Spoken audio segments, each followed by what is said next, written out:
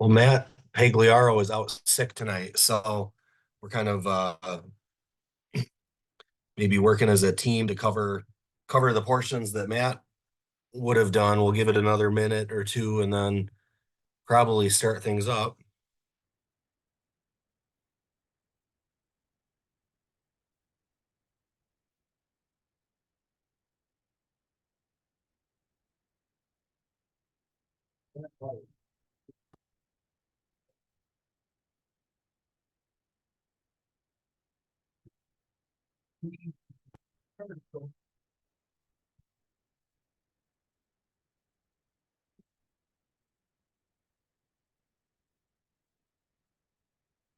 I think we'll begin. Um, so good evening, everybody. It's great to see everybody in a holiday month taking time for scouting, and as usual, lots and lots of updates and information. Is there anybody in the group that would like to volunteer to help with guiding us in our Pledge of Allegiance, Scout Oath Law, and Outdoor Code? Maybe somebody that's in BSA field uniform. I'm traveling myself right now, so I don't have that item available. If somebody wants to volunteer, go ahead. We won't say no. I think I saw David signed on. Mickey? Yeah, they're trying to get the right buttons done. Okay, so we'll do the Pledge of Allegiance if you're in uniform. Scout salute, if not, hand over heart. I pledge allegiance to the flag of the United States of America and to the republic for which it stands, one nation under God, indivisible, with liberty and justice for all. Two. Okay, I don't know if they have the other slides up there, but Scout oath. Okay, a Scout is trust oath is on my honor, I will do my best to do my duty to God and my country and to obey the Scout law, to help other people at all times, to keep myself physically strong, mentally awake, and morally straight. Scout law, Scout is trustworthy, loyal, helpful, friendly, courteous, kind, obedient, cheerful, thrifty, brave, clean, and reverent. And hopefully they have the outdoor code up there. The outdoor code: as an American, I will do my best to be clean in my outdoor manners, to be careful with fire, to be considerate in the outdoors, and to be conservation minded. Thank you, too.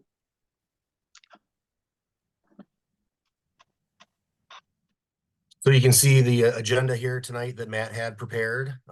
So we'll just kind of try to move through that as best we can.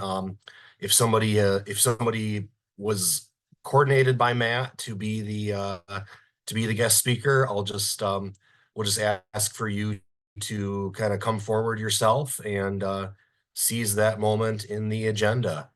So I think the first thing that the Roundtable team had prepared was an introduction of our newest full-time scouting team member. Kenzie, are you there? And we'd like to introduce yourself. I am here, yes. Hi, I'm Kenzie Dow Harold. I am a part of the district executive team on the council. A lot of you guys probably got an email from me today, but I'm just here and I'm excited to learn about scouting and learn how I can help you guys. Great. Welcome, Kenzie. We're glad to have you on the team. And I'm sure everybody's looking forward to working with you and getting to know you a little bit further. Safety moment. I think I saw Kate Russell on. I believe that Kate is providing our safety moment this month. I am. I need to figure out how to turn my camera on quick. Ah. Oh, here we go.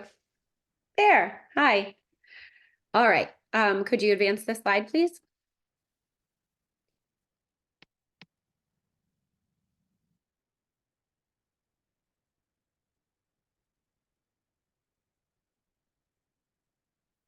One more. There we go. Hi, my name is Kate Russell. I am a Scout parent. I've also been a classroom teacher for 19 years. This is my 19th year. and I am in graduate school to be a school counselor. So this subject is near and dear to my heart, and it's something that that many of our scouts and even their family members can experience. So December Safety Moment is about anxiety. In the slide presentation, if you click on that link, if whoever is running it, if you could click on it, and I just want to showcase at the very end, there are some resources that people can go back to down at the bottom. There we go. So the rest of the information I'm going to hit on the slides, but I wanted people to be aware of the information that is located on this. It could be something that you print out and give to your leaders. Okay, thank you.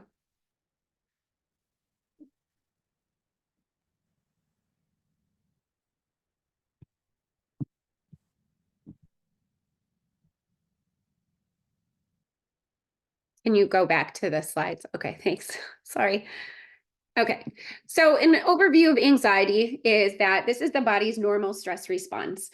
Can be caused by everyday activities like bullying, can be caused by school issues such as homework or issues with learning. It can be caused by traumatic events. It can even be caused for some people by the environment.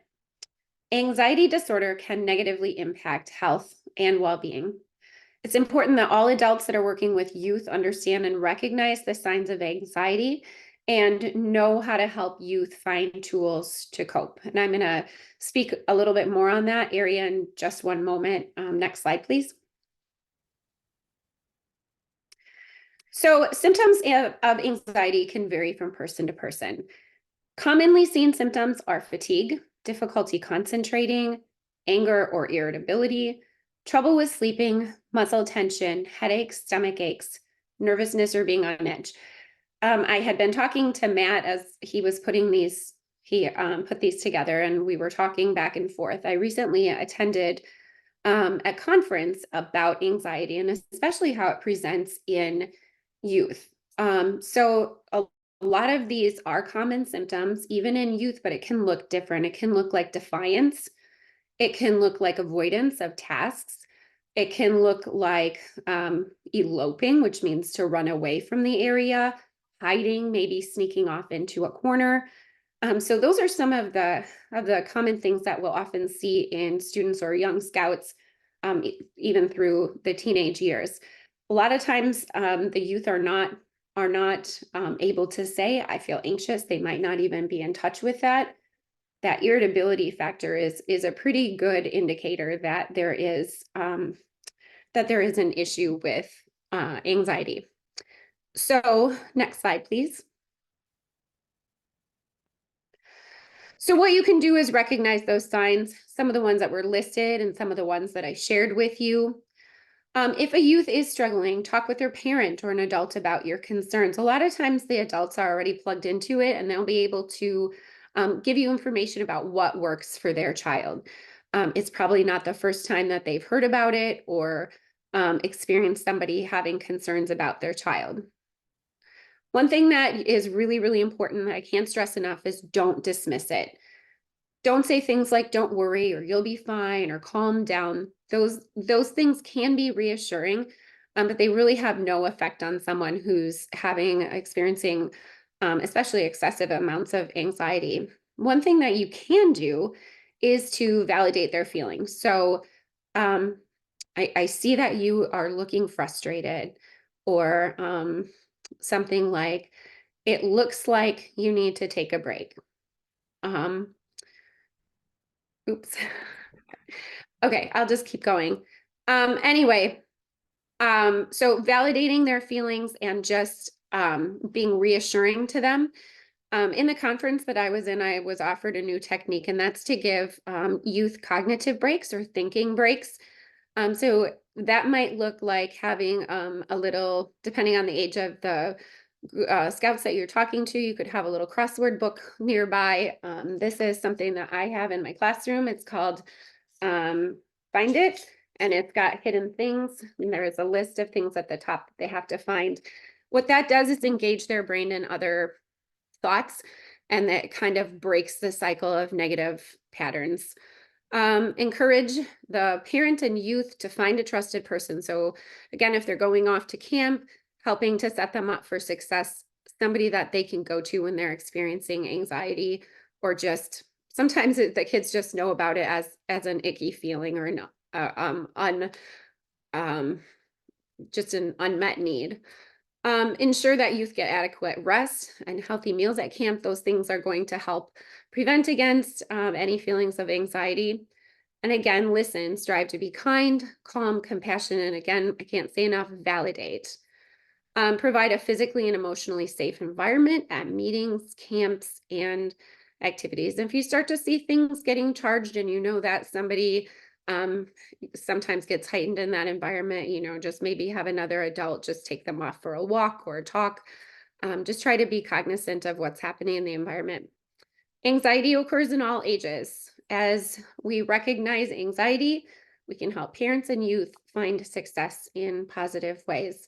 And reassuring them about the things that they are good at, because a lot of times they'll go down a negative rabbit hole of I can't do anything. And scouting is such a great program to be able to show them all the things that they have done in the past and that they're working towards doing new ones. So I'd encourage you to check out the links that I shared with you earlier in the slide presentation. Thank you. Thanks, Kate. That was some really good information. And I'm sure all of us as unit leaders are probably working with youth that are dealing with this very real challenge. So good thoughts on some ways that we can help be accommodating and kind and helpful. Is there somebody from the membership team that's helping with the membership moment? Yeah, Eric or Joe, it's Brenda. Herman. You want to go to, there we go. So new member coordinator is pretty important role in your unit. It's the first person that families will meet, or prospective families. It's the first impression that they're getting of your unit. And oh, my screen went away. Okay. It's also the first person that's going to help them with any paperwork, buying or where to get uniforms, supplies, how to connect with their leaders, their den or their troop leaders, get their contact information, find out what unit they're in, what it's called, where they can go and get their stuff. So it's a pretty important role that you're connecting with that family. If families are having problems getting connected, you're the person that they can reach out to so that you can solve that for them. A new member coordinator also is the person that's going to help do some recruiting for the unit. They're the ones that are going to be setting up some advertising or poster boards or display tables that are going to help prospective families to see what your unit is all about. You also have the opportunity to get other people to help you at these events. You're going to be able to communicate with the school that you're in and the community guides, the council, or any person that you need to connect with. So to set up, like, are you going to be at a festival, be active in a parade, or some of those kinds of things. Your new member coordinator could also be the official photographer for your unit, because they're always looking for those beautiful pictures for their social media, their posters, or their brochures that shows off how good your unit really is. Also, when you're meeting with people, they're explaining what the benefits of scouting is, and they can talk about this in the communities. They don't have to just be talking to youth, but what youth are doing for programs, the impact scouting has on their communities, and how scouting is a family-centered program. There is training available for new member coordinators at myscouting.com or excuse me, my.scouting.org. Don't go in there much. Also need to remind everyone that it is rechartering time. There are about 50 units that have not finalized their rechartering, so please get on that and get it finished. 15 of these units have not opened their files, so it's really important that you get in there and open up the file, get it started and get it completed before too much longer. If you have any questions, you can reach Nikki on the 15th, the 26th, and the 27th of December. She's got some limited days there, but she'd be more than willing to help you. Another promotion that we are having, it kind of ties in with recruiting in the new membership, is the win-win-win challenge, where your unit has the ability to sign up a new scout. And usually that's invited in by another scout youth. So they get to invite a friend, and if that friend joins, they earn the recruiting patch. The new youth will get an updated or get an activity at no cost and their handbook at no cost. And the unit earns the $50 credit toward their account or at the scout office. This is a great opportunity for everyone, and it increases membership. Recently, we just had my troop 91 had an open house, and we had a new youth sign up. So he started and is very excited, and we're getting him his book and his activity, and our youth will get his recruiting patch. So the unit will get their $50 credit.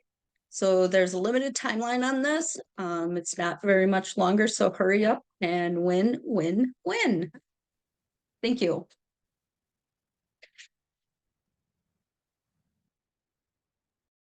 Great. Thanks, Brenda. The membership team, that group's working really hard to continue to help our units grow. Thank you. Next up is Matt is kind of bringing forward a new idea in terms of trying to highlight a different volunteer team throughout the council each month, with the idea of exposing people to opportunities of additional ways to get involved. So Andy Olson, I believe I saw on. Andy's going to speak with us about Merit Badge Days. Yeah, thanks, Joe. So my name's Andy Olson, and I am the chairperson for Merit Badge Day. We've had different team members throughout the past, and we're always looking to add more team members to be able to bring this day to the Scouts. So I started with Merit Badges back around 2017 as an instructor to teach Merit Badges, and just kind of morphed into streamlining what this day looked like. At one point in time, we had a Merit Badge Day in 3 different locations, if everybody remembers that one. So trying to reduce some of the confusion and get single hosts for that.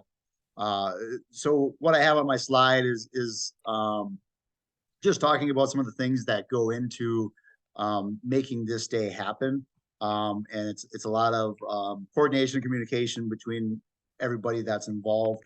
And you know, based on the feedback that we've gotten from past events, having a single location that has, you know, a teaching station or a professional station that the Merit Badge counselors can teach from, we're very high on the list, and that is why we're partnering with the colleges there.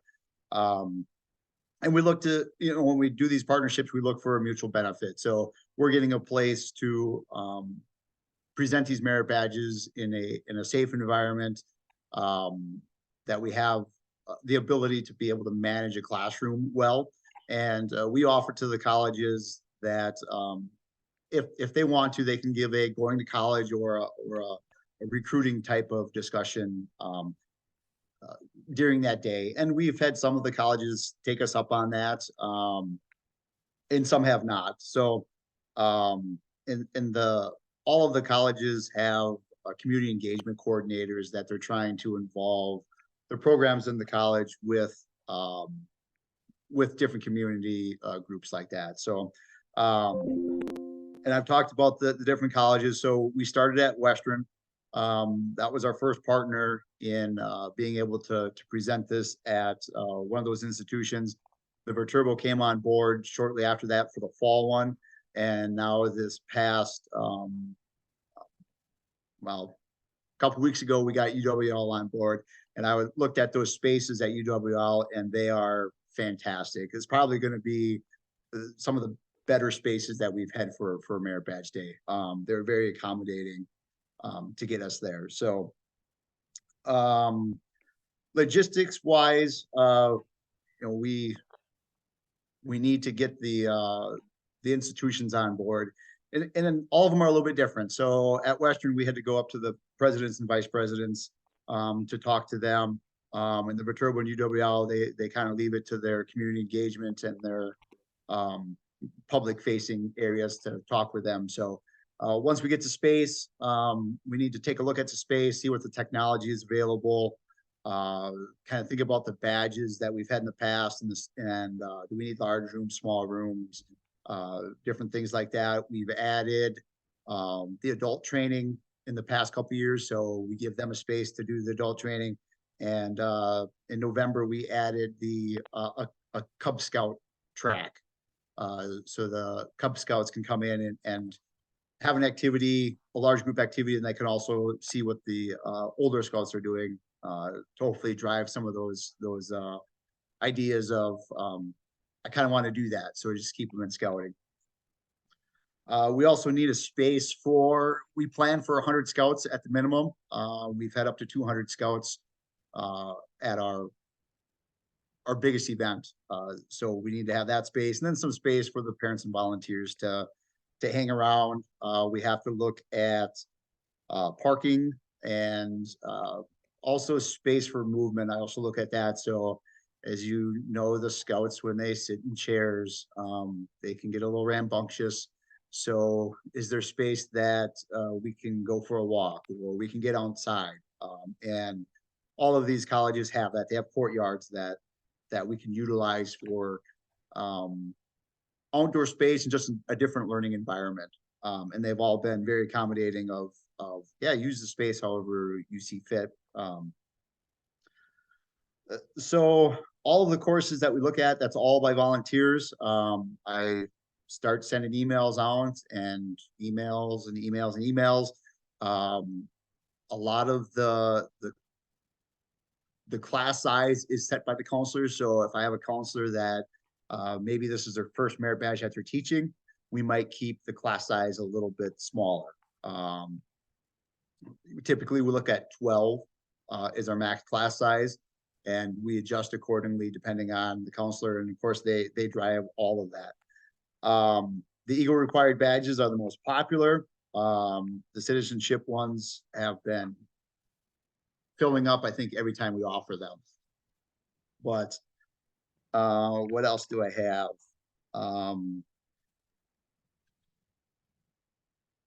So I do have a list of counselors from who's registered at the office, and we can always use more to teach different merit badges. As I have up there that there's 135 different merit badges, so there's typically one that every volunteer will be able to teach.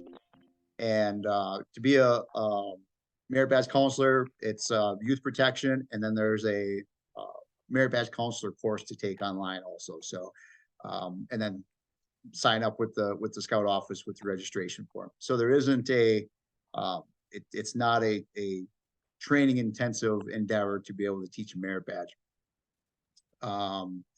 And there's other ways that we support them. So if there's a new counselor coming in, if they want help within the classroom, we try to arrange for them to have that support, or to have another adult leader come in, and maybe they team teach the course. The last merit badge day in November, we had a merit badge that had 3 instructors in there. So they had one that was there all day, and then one came in the morning and one came in the afternoon. So there's lots of different ways that we can approach that. So my contact information is up there, email address and phone number. So if there's any questions, feel free to reach out as we as we recruit for the February Merit Badge Day. Thanks a lot, Andy. Yeah, thanks for sharing the information, and a big thank you to Andy for all the really hard work that he provides in coordinating the Merit Badge Days. And our scouts absolutely get a tremendous benefit from them. So great job, Andy. And save the date for that event coming up on February 3rd at UWL. So exciting new location, and pleased to be participating there. John Hanley, I believe, is on for a December hot topic of scouting reverence. Yes. Good evening, everybody. Just to start out, as in Scout law, the last one, Scout is reverend, and we'll talk a little bit about what's coming up in the near future, as well as one of the awards. So I was going to have a co-presenter with me tonight to talk about Scout Sunday, which is the 11th of February. Unfortunately, she couldn't make it this evening. And but I think the key thing for that is that if you there are scouts of different faiths throughout the council. Many of our troops are chartered by faith-based type organizations. So it's probably incumbent on a leader to say, okay, we're going to participate in this particular service, mass, or whatever it may be on the 11th. Make the coordination with the clergy that runs the or if it's a committee type thing for certain parishes, to do that so that the scouts can attend. And the other thing too is also encourage, with many things in adult, we talk about the youth, but also encourage the adults who are volunteers, or even just the parents, to be present with their youth during certain things, such as this one is being reverent. So Joe, if you can go to the next slide, please. Yeah. So yeah, I talked about Scout is reverend, but a little thing on there are awards that scouts can earn based on their faith, that can be part of their uniform, as well as, in fact, I just worked with 2 scouts yesterday filling out their applications for Eagle. Their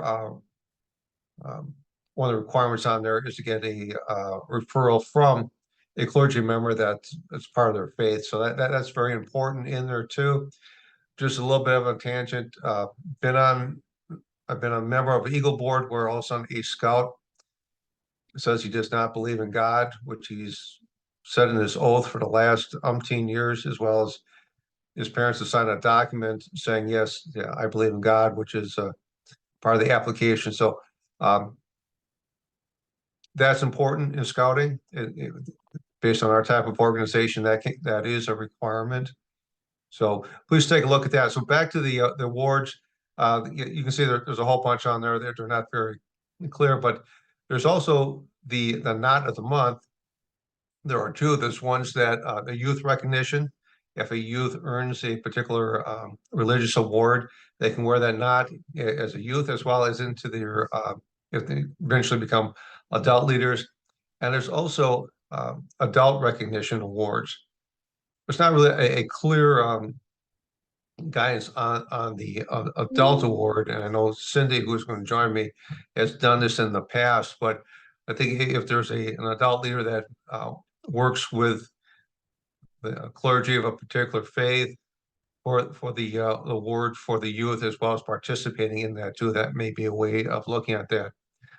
Joe, I may have asked if you had any background information on the adult award for the religious award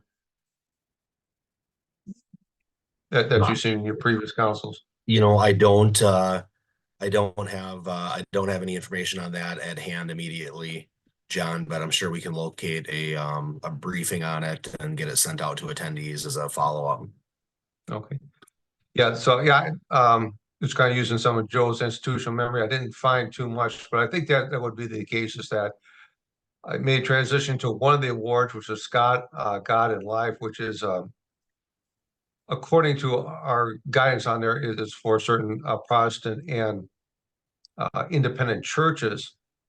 But if I actually worked with this award to plan a whole curriculum for our council.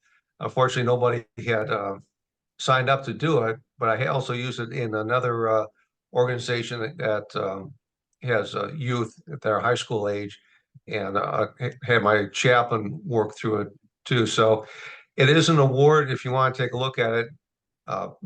And there's no prerequisites like some of the other awards may have a prerequisite of I call it a junior religious award for more the senior one. This does not. And it can be, despite what it says on there, for any Christian faith. I've actually had one of the individuals at Roundtable University take a look at that and says, based on what is written on here, that I could be available. So this other organization I was associated with, all the Christian students in that case went through the curriculum and were able to earn the award. So that's one of the things. So I think going back to the adult type things, if an adult leads a program, being the leader as well as a participant along with the clergy, would be a good way to qualify for that award. So with that, you'll get I'm assuming you get a copy of the slides. You can click on the links to get some further information too. But yeah, please take advantage of this. Whatever faith is predominant in your troops, and if there's somebody else who is outside of the faith that's predominant in your troop, we can probably find an answer for them too. There's another thing that I had run across that there was a individual, the troop I'm associated with, predominantly the predominance of these scouts were Catholic, but we had a youth that was not.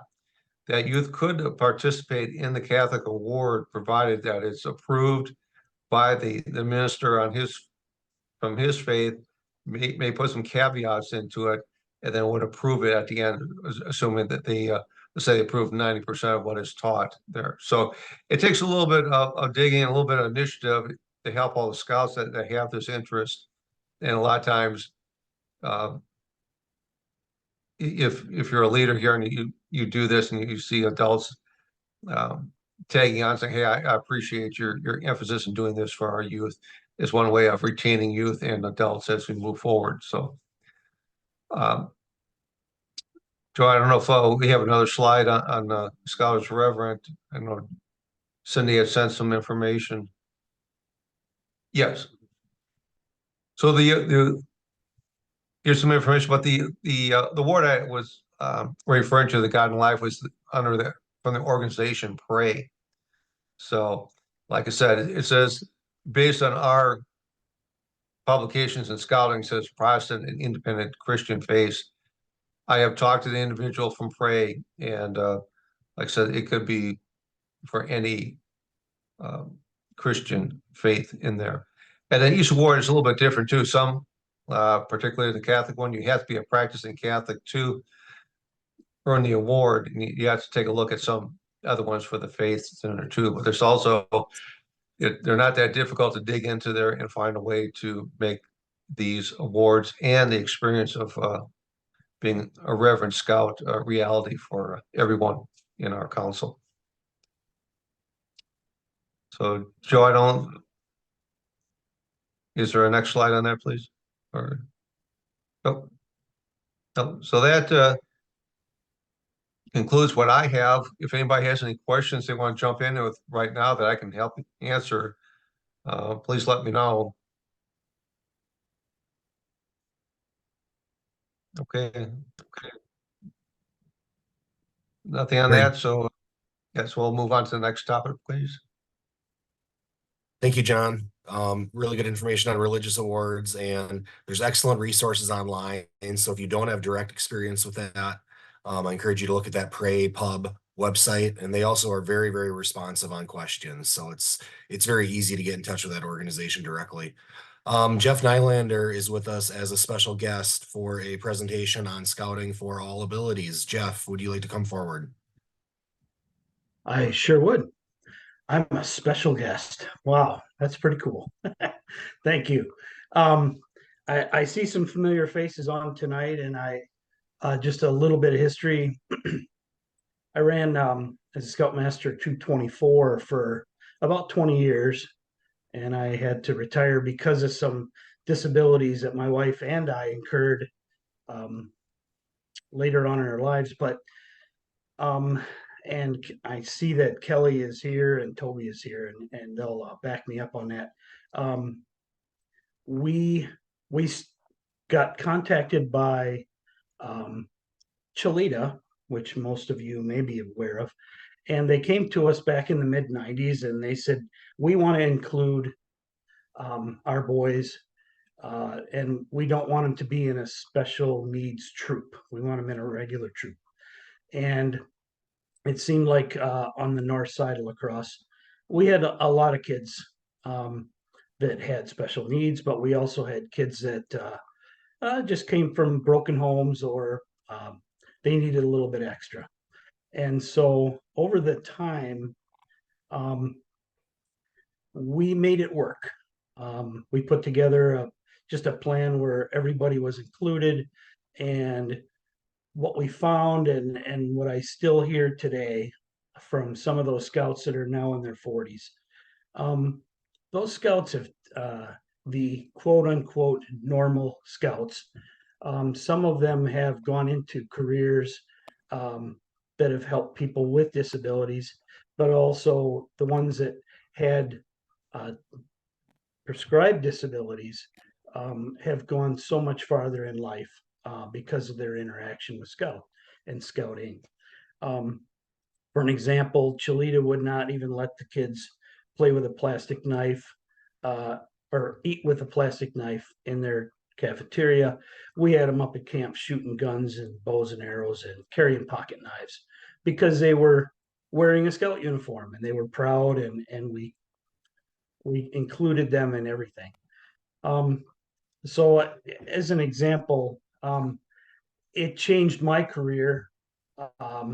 I changed in midlife, went back to school after working with the Scouts so long, got a degree in social studies, and then went on to a master's degree in special ed and became a special ed teacher. And from those, all of those experiences that we've had, not only as a troop, but working with the kids. So I encourage all the troops and Cub Packs. I'm gonna, now that I'm in a little bit different place, I put up my information, my phone number and my email, and I'd like to really put myself in a position where I can help in any way possible, because a lot of the kids that may be a little bit troublesome in your troop. I like the demonstration and a production we had with the stress, and it may be just that, or it may be more. But every one of those cases is individual, and it is difficult sometimes to get a good bearing on things. But some of those scouts that, oh, there we go. I wasn't able to get with Matt to get any of my information on there, but I did put my links in the chat.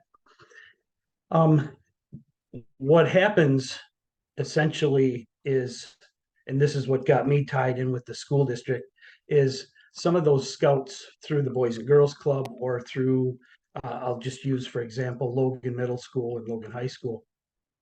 The counselors would come and say, hey, you guys got a great hands-on visual program.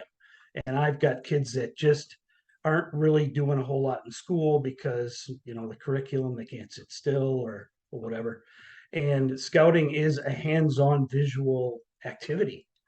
And so I got to the point where those kids were coming to the scout meetings and we were having success with them. And the parents were actually asking myself and other scout leaders to come to an IEP meeting to say, this is what they are having success with in scouting, as opposed to what they weren't having success with in school. And so that connection with school is very important, especially when you have parents that would love to get their kids into scouting, but there may be some behavioral issues, there may be some diagnosed or undiagnosed disabilities. And we found ways to put that put everybody together. Um, Real quick, I'm glad to see that the Merit Badge Days are going to be at UWL. One of the resources when I went back to school, I was still a Scoutmaster, and so being connected with UWL, I developed connections with the therapeutic rec department, occupational therapy, physical therapy, um, um, grad students especially, and they have to put in community service hours. And so what we did was we started bringing some of those college kids into our meetings. We started bringing them up to Camp Decorah for our outdoor wilderness survival.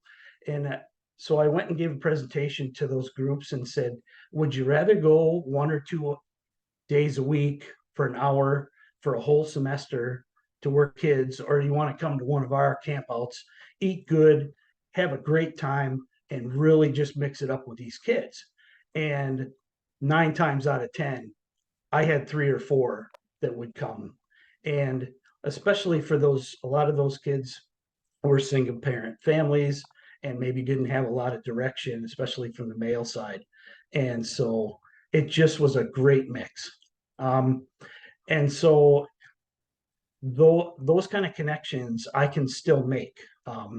My wife and I both have some severe disabilities now, and we still have connections with those organizations, and they're there, they're free, and it's a great way to make connections, supporting the troops and the kids. The other part that we put together through Camp Decorah, and it is still active, is any of the other needs that the troop has for some of these kids, and especially when it comes to maybe the finances or some of the resources. And one of the resources that we tap into is the Hunger Task Force, which is right down by the Boys and Girls Club. And so the troops can access some of their food and other resources that they have when they have kids that need or are in that category of that in school they would get a lunch program or something like that. And the troop can avail themselves of that. And that's another resource that we have as council. And so I'll keep it short here and just say that I'm putting my information out there, and if there's any questions tonight, or you have any questions about a student, or I'm sorry, a scout that you're having issues with or something, I would love to be able to help you manage or put together a program that will work for those scouts. And I encourage any of the troops and packs that have any parents that may be a little bit hesitant. I encourage you to bring these kids in because they shine. They may not shine for a little bit. You may have to come up with some creative ways to do it, but it's part of what scouting really needs to be. And even when you get up to the point where a scout maybe cannot fulfill all the requirements that are prescribed for Eagle Scout. I'll use an example of Andy White, and I don't have to see Kelly to see he's grinning. We got him his Eagle. He couldn't put together a written demonstration, but we presented him with a video, and he was able to make it through his Eagle boards with the accommodations. So with my background now as a retired special ed teacher, we can make those things work. And so I really encourage you to use me as a resource, and also the resources that are up on the board. I want to present one more thing. The Disability Action Network, which is a group that we put together in the city of La Crosse, is going to have a This is the third year that we will have a disability awareness festival down at Copeland Park in the end of July. And as we get closer to that, we're going to be recruiting scouts to be down there. We're going to be recruiting families to help out people with disabilities, and they can also in one day knock out their entire disability awareness merit badge while they're working in that hands-on. So that's just one part that we're gonna really try and get going with this. So and we'll also be this year putting together our disability awareness activities up at Camp Decorah also. So that's all I have right now. If there's any questions or anything, please contact me and let me know. Perfect. Thanks so much, Jeff. And yeah, Jeff's an excellent resource. So please connect with him as needed to help provide for the very best experience for scouts in your unit. Jeff shared his information in the chat, but in the future, you can always connect with Jeff if you reach out to Kenzie or myself or anybody at the Scout Service Center, and we can make that connection happen for you. So awesome stuff. We're gonna mix it up with our agenda here. I think we're gonna just keep moving with the announcements. We're gonna keep moving with the announcements that would occur at the end of the meeting, and then with any remaining time, we'll go to breakouts. And I think that'll be the best way to kind of respect everybody's time. If the breakouts have good discussion going, those can continue. But if there's others that may not be able to stay for those, we'll kind of hold tight to our hour and 5 minute commitment. So Christopher Lloyd, Chris, would you like to share some information on the Klondike?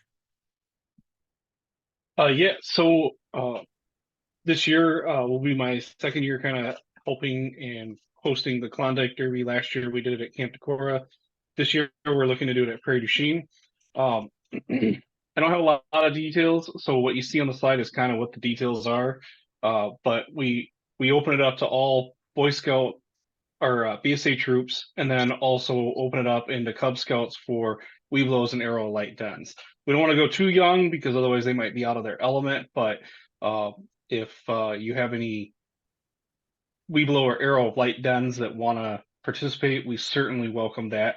And we can also mix them up and add them to maybe a troop to give them a little bit more help with that. But basically, it's outdoor skills competitions. It's a lot like what we do when we're at, I always lose words, spookery.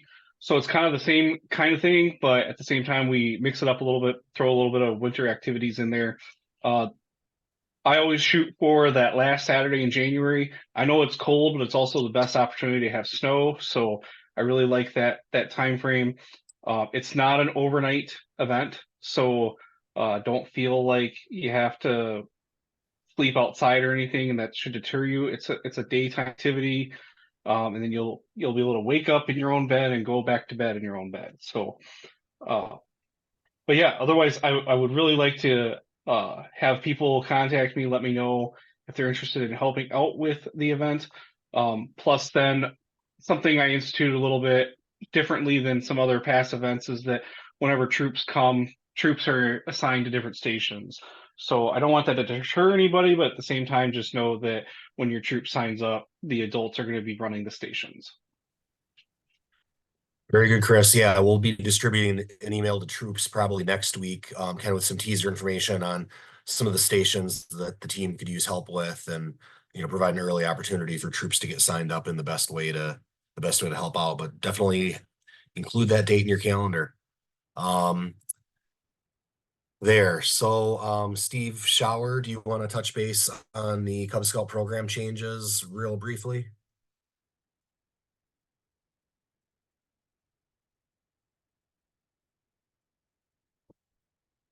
Steve may have had to step away, it looks like. So Oh, I'm here. I'm here. Sorry. good. I hit the mute button. All good. Hi. So Steve Shower with the Cub Scout community. Just wanted to let everyone know that Nationals has informed everyone that there's going to be a change to the Cub Scout program. They completed a survey last year talking to about 23,000 parents, several Cub Scout leaders, and through that feedback from that survey, folks have spoken and have said that they really want to update the Bobcat badge, incorporate that more into the program. They want to see a little more consistency in the amount of adventures being offered throughout the Cub Scout program, and then really simplify the Webelos and the Arrow of Light ranks. I think we touched on this in a roundtable or two past, where people are a little bit confused on what is Webelos, what is an Arrow of Light, what grades are those associated with. So we're going to see a little more clarity in that in 2024. And then also review some of the existing Cub Scout awards. Sometimes they're not as promoted as much. A lot of times people aren't aware of them. And so I think they want to do some upgrading of that. So what to expect? We're gonna gather all the information that Nationals is putting together, and we're looking to probably do an in-person training. Usually we try to meet in person around May for May Roundtable, and that would be when we would shoot to get you guys all the information that you would need to kick this off in June 1st of 2024. Go ahead, Joe. Another announcement that we are glad to present to everyone. We've heard a lot of folks, den leaders, new parents in the Cub Scout program, that they just struggle with trying to put on the various adventures. So through some grant writing and some additional donations, the council has put together actually den leader kits. So just about all the required adventures, there's a tote sitting at the council office, and is available now to be checked out. You can notify Nikki or and to check those out. And they have in there all kinds of all the objects, all the items that you would need. The they took the den leader book apart, and we've laminated a bunch of the requirements. So in addition to the Cub Scouts book, you also have a leaders program and all the items necessary to run that adventure. Yeah, awesome. And there's a feature on the website that supports this as well, gives you a listing of the adventures that are available, and we'll have kind of some checkout information too. So these are ready to go. So please, if you're a den leader or a Cub Master, find an opportunity to take advantage of this resource in the interest of making your world easier as a volunteer. Polar Bear Award, John Hanley. All right, thanks, Joe.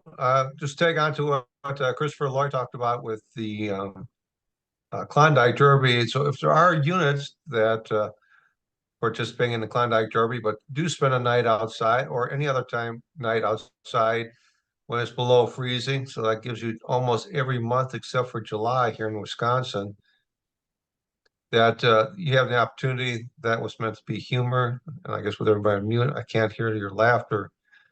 But yeah, we've resurrected or taken the Polar Bear Award out of deep freeze from the council and providing it again on as you see the image here, that is the picture of the polar bear patch that youth and adults can earn.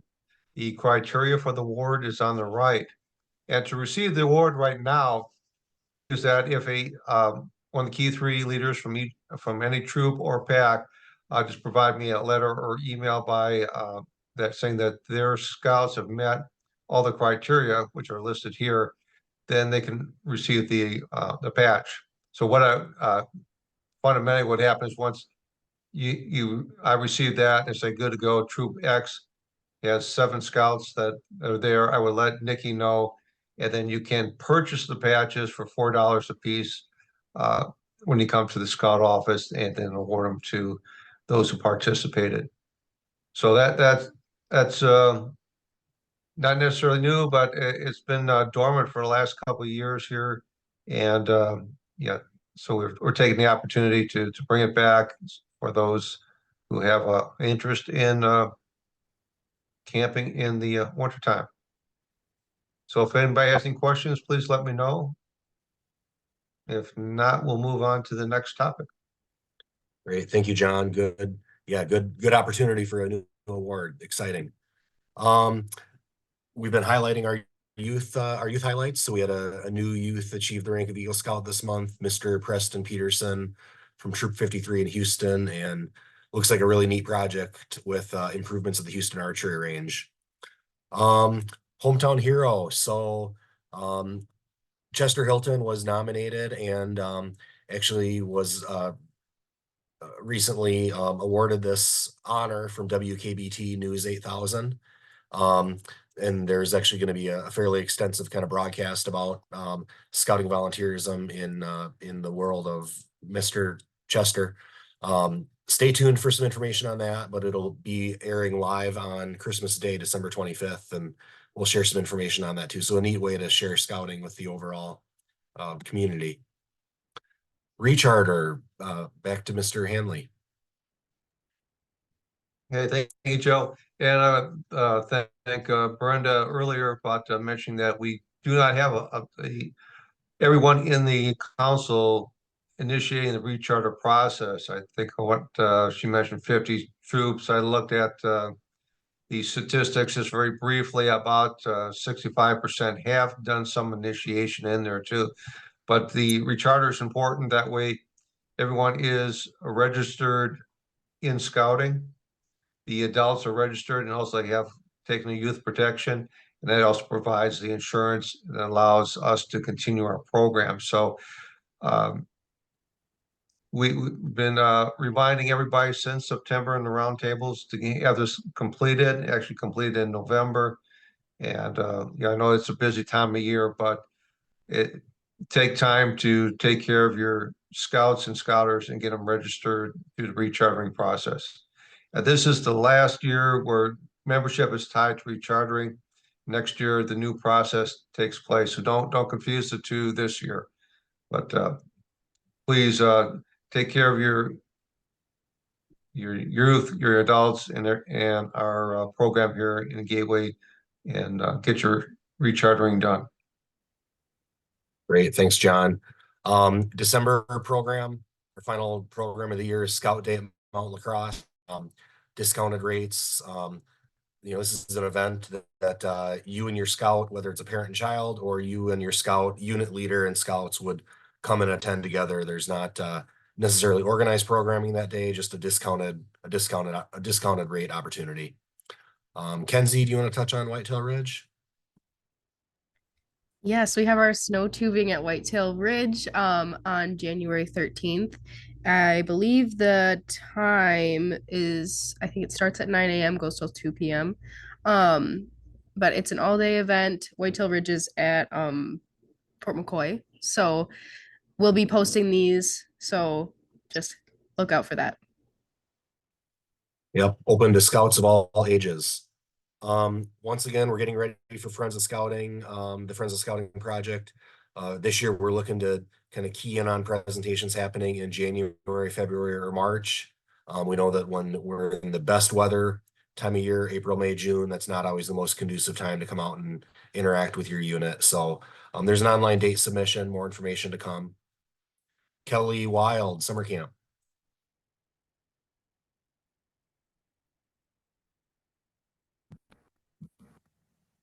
There we go. Yeah, thanks, Joe. We're gearing up, getting excited for our summer camps. As you can see, the dates that are there: Cub Scout Overnight Camp, June 21st to the 22nd. Weebles Overnight Camp is June 28th through the 30th. We'd like to have you schedule a presentation for your pack. We will unveil everything at the January roundtable. The Cub Camping Committee has already been working on it, and we know which way we're going to go, but we want to tweak it a little bit, and we're pretty excited to share with you what the themes are going to be. So once again, keep the dates in mind: the 21st and 22nd for a Cub Scout Overnight. The Weebles Overnight Camp is going to be the 28th through the 30th, and we would love to come and present, do a presentation from the Camp Decorah team about Cub Camp out of Camp Decorah. All right, Scouts BSA, important savings opportunity. Yeah, we're excited. The 2024 Leaders Guide is already online. We have a lot of out of council troops that are signing up. The 5th year that I've been back, in the 5th year we have almost our entire staff back. We do have some more spots to fill, which I hope to fill by at least the middle of January. And this year, what we're doing is, if you're a new troop or you haven't been at camp in a while, you register by January 15th, and you're going to save $150 on one of your adult registrations. If you're one of those troops that return year after year, we thank you for that, and we're going to reward that with also you'll be able to get a free adult registration for $150. Excited about camp because there's so many new things this year. We have the new shotgun pavilion, the bouldering wall. Your kids are just going to love. And this year, what we're doing is we kind of changed the schedule a little bit. All merit badge classes will be in the morning, which leaves the afternoon open for special activities. We'll be doing some pop-up merit badges as well as presentations. So a lot of good stuff going on, and you can find all that on the first update of the 2024 Leaders Guide, and that's on our webpage. Once again, if you need someone to come out and talk to your troop, we'd be happy to do it. I already have a bunch lined up, and more to come. The sooner you do it, the better, because as I said, we're getting a lot of out of council troops that are coming back, and we encourage you to be a part of it. Thanks so much, Kelly. Training team. There we go. All right, I will keep this really, really short because time is short. National is making a particular emphasis these days on folks being trained to the position that they're registered to. And I know here I'm pretty much probably with the choir. So I'd like you to take this not so much as a message necessarily to yourselves, but as a message to spread to folks in your troops that maybe aren't trained. There is a save the date postcard that is going to go out very, very shortly. One of the things we really want to do is put these dates in front of folks now, so you can put them on your calendar and know that they're coming and plan around them, rather than have them always be, oh, well, I've got something else going on this weekend. I'm gonna, if off the top of my head, we're maybe a third trained at our Cub Scout and Scouts BSA leaders level, and we really need to up that. In April, we have our Wood Badge experience coming up. It's one thing, there's some tremendous training that goes on with Wood Badge, but I'm gonna tell you, with Scoutmaster Essentials, which I've taught many times, and I keep coming back to it because every time I teach it, I learn something new, and I've been a Scoutmaster for 15 years or more, closer to 20. And what really is beneficial, maybe more so than the curriculum that we teach, is the fact that we can unpack issues that folks are having within their troops, things that are maybe they'd like to do differently and they're not sure how, or problems that need sorting out. And we can kick these around and offer each other ideas. And we're building back some of the fellowship, and Wood Badge is particularly strong for that. I feel since COVID, we've lost some of the fellowship angle. The Wood Badge experience, you will have a blast. If you were a scout as a youth, it will take you back, because as participants, you are scouts in the program. It'll take you back to the good old days and really be a fun memory lane sort of thing. And there's a tremendous amount of effective troop training that goes along with it. If you never were a scout, it's an incredibly valuable experience, because you will get to experience scouting from the scout's perspective. And that's something that you can't get any other way but being a scout. And again, we have a tremendous amount of fun doing it, and you will meet and maintain friendships from this course. Some of my best friends in scouting I met through the 2010 course. We are offering some discounts on Wood Badge. It's 2 weekends in April, a 3-day weekend and a 2-day weekend. And if you notice our holiday special, $100 discount off of a $300 course. And if there's anyone who is oh, I'd love to do this. We just don't have the money. Nothing in scouting, and this course is part of that, nothing in scouting should fail to happen because of the cost. We have a scholarship fund. We will get you taken care of, or get your leader taken care of, and you will go back to your troop invigorated and energized and full of ideas and full of great new knowledge about how scouting runs. So when you're looking at trainings, please think of it as an experience rather than a curriculum. That's all I got. Awesome. Nikki wanted to pass along holiday updates. She's got some awesome items in the scout shop that might be perfect for your scout at home. Amy wanted to share there's a new program out there with similar to what Amazon Smile used to be, but it's now affiliated with the Walmart system. So some information there. Save the dates.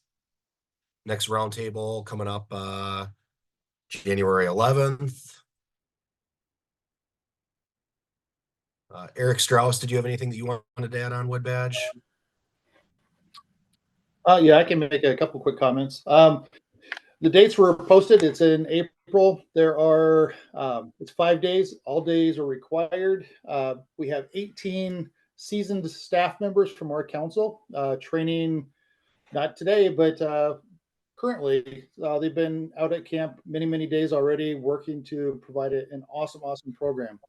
I would echo every single thing John said about the Wood Badge course. It's advanced leadership skills. It's a lot of fun. It's a great experience, but for me, and I think most people, it's super inspirational, and I think it's guaranteed to make a difference in your unit. It is only offered every few years in our council, so this is your chance to take this class. And if you can't take it here, you won't be able to take it again here probably for another few years. It is for everybody. It's not for senior level scouters 4 or 5 years in. It's designed for everybody. So if it's your first year in scouting, do it then. If it's your 10th year in scouting, do it then. There's a lot in there for essentially everybody. And yes, there is a $100 discount for all people that are registered by January 11th. And I would actually go to January 12th, because the 11th is the next roundtable. So we'll wait till the day after that. So, and like what John said, if it's not for you, by all means, encourage your other adult leaders. It's for all leaders. It's den leaders, committee members, assistant scoutmasters, everybody can get something very solid and valuable out of this course. That's it. Thanks a lot, Eric. Yeah, absolutely. Awesome opportunity. Awesome opportunity for everybody in our council. Final update for those of you that are asking, hey, where's Ashley? Exciting update to her family. Congratulations to Ashley and her husband on the birth of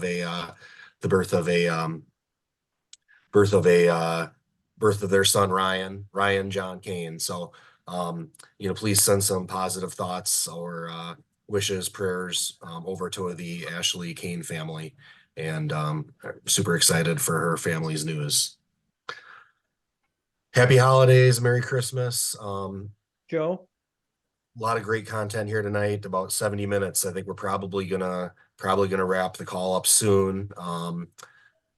John, did you have something? Yeah, yes, just sir. one last, yes. Well, on training, NYLT registration is live. The dates are June 9th to the 14th. So speaking of having dates and getting things on the calendar, if you have Scouts BSA, male or female, that are 13, first class, and ready to engage in a program for a week and be away from home, the National Youth Leadership Training is the awesome course for them. Absolutely. Yep. Save that date. I know summer schedules and calendars are getting filled up soon. So please share that date with the scouts in your unit and share that date with them. Happy holidays, everybody. We will talk to everybody soon, I am sure. Thank you all for the great updates and all the ways you contribute to awesome scouting in our council.